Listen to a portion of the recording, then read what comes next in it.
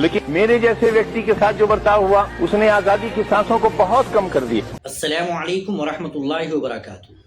नाजरीन, आज हम एक ऐसे मामले पर गुफ्तगू करने जा रहे हैं जिसने पूरे मुल्क में नई बहस छेड़ दी है।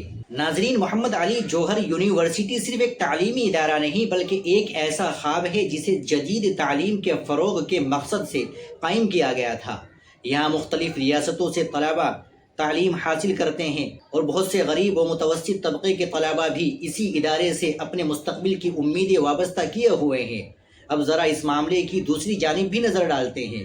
रामपुर डेवलपमेंट अथॉरिटी का कहना है कि बाज़ इमारतें तामीराती क़वानीन और मंजूर शुदा नक्शों के मुताबिक नहीं है, इसी बुनियाद पर कार्रवाई की जा रही है। इंतज़ामिया का मौक़िफ़ है कि कानून सबके लिए बराबर है और अगर कहीं ज़ाब्तों की खिलाफ वर्जी हुई तो कार्रवाई करना उनकी जिम्मेदारी है। लेकिन इसी दौरान all India Muslim personal law board मैदान में आया और एक सख्त प्रेस रिलीज जारी करते हुए कहा कि अगर वाकई कोई कानूनी मसला है तो उसका हल कानून के दायरे में होना चाहिए, लेकिन किसी तालीमी इदारे को नुकसान पहुंचाने वाला कदम नहीं उठाया जाना चाहिए। बोर्ड का कहना है कि तालीमी इदारे कौम का सरमाया होते हैं। अगर किसी इदारे में हज़ारों तलबा तालीम हासिल कर रहे हैं तो कार्रवाई करते वक्त उनके मुस्तकबिल को भी सामने रखना चाहिए।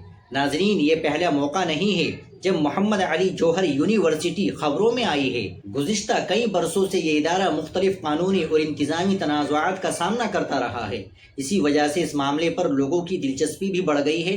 अब सवाल ये है कि आगे क्या होगा? क्या वाकई 38 इमारतें गिराई जाएगी या फिर अदालत इस मामले में कोई नया हुक्म जारी करेगा?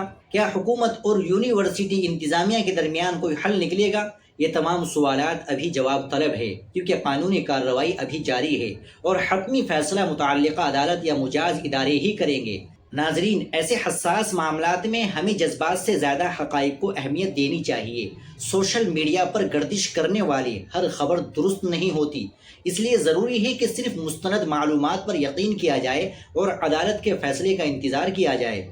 आखिर में दुआ है कि अल्लाह ताला हर फैसले में इंसाफ को गालिब करे, मुल्क में अमन व भाईचारा कायम रखे और हर तालिब इल्म के मुस्तकबिल की हिफाजत फरमाए। आप इस पूरे मामले पर क्या राय रखते हैं? क्या इस मसले का कोई बेहतर हल निकल सकता है? अपनी राय कमेंट सेक्शन में ज़रूर दीजिएगा। वीडियो को लाइक और शेयर भी कीजिएगा। अस्सलामु अलैकुम वरहमतुल्लाहि वबरकातुहू।